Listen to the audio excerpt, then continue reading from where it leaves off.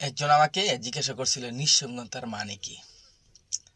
তবে আমার কাছে মনে হয় নিঃসঙ্গতার একটা ভাষা আছে। তবে আপনি কতটা নিঃসঙ্গ, ঠিক আছে, এটার উপর ডিপেন্ড করে এই ভাষাটার।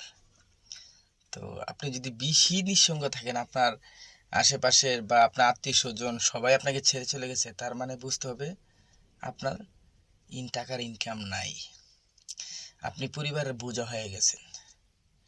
আর যদি মনে করেন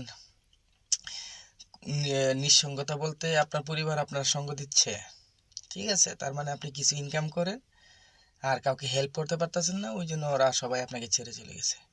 নিঃসঙ্গতা হচ্ছে এমন একটা বাস্তবতা, যে বাস্তবতায় আপনাকে যে শিক্ষাটা দিবে পৃথিবীর কোনো বই, কোনো দার্শনিক কিংবা কেউ আপনাকে সেই শিক্ষাটা দিতে পারবে না।